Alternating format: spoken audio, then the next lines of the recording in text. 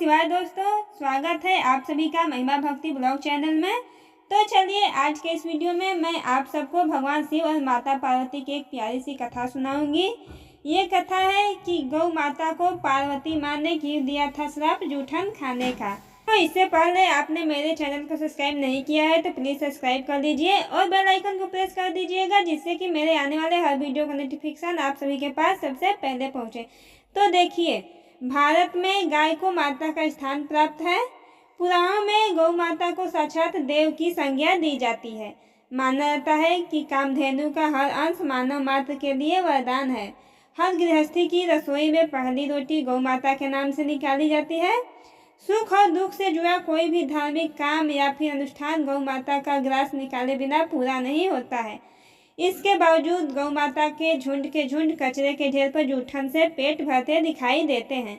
इसे देखकर मन में प्रश्न आना स्वाभाविक है कि आखिर गौ माता की यह जैसी दुर्गति क्यों है। तो देखिए, एक बार की बात है जब भगवान शिव और माँ पार्वती समुद्र के किनारे विहार के लिए गए हुए थे।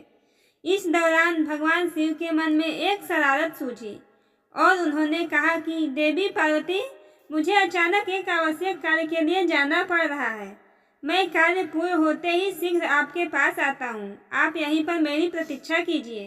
असल में भगवान शंकर माता पार्वती को परेशान करना चाहते थे। भगवान शिव की बात मानकर माता पार्वती अकेली ही समुद्र तट पर बैठकर उनकी प्रतीक्षा करने लगी और इसी तरह शाम हो गई। उस दिन तीज की तिथि थी। जब रात तक शिव जी नहीं लौटे तो माँ पार्वती ने समुद्र तट पर ही रेत का शिवलिंग का निर्माण किया और आसपास उपलब्ध पूजन सामग्री से शिव जी की रात भर निर्जल और निराहार उपासना की और व्रत संपन्न किया।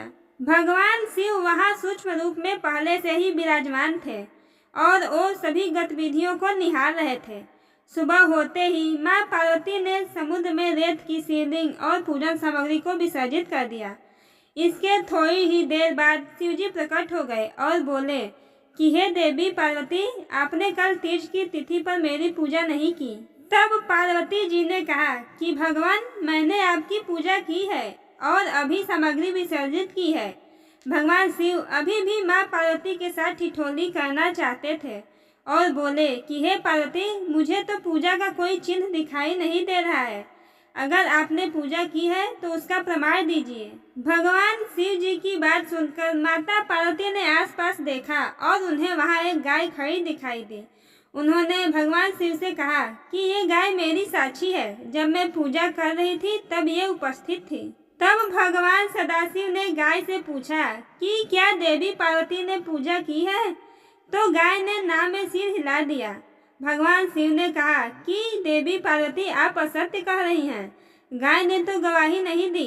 भगवान शिव के सामने स्वयं को अकारण और झूठा साबित होना माँ पार्वती जी को सहन नहीं हुआ और उन्होंने उसी वक्त गाय को श्राप दिया कि तू दिव्य जन्मा है, जगत कल्याण के लिए प्रकट हुई है, इसलिए जनहित के लिए तेरे गुण यथावत रहेंगे।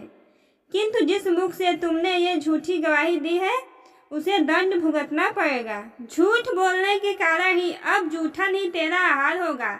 इस तरह झूठ बोलने से गौ माता पार्वती देवी के क्रोध की भागीदार बनी और आज तक उनकी संतान अच्छा भोजन प्राप्त होने के बावजूद भी जूठन ही खाती है।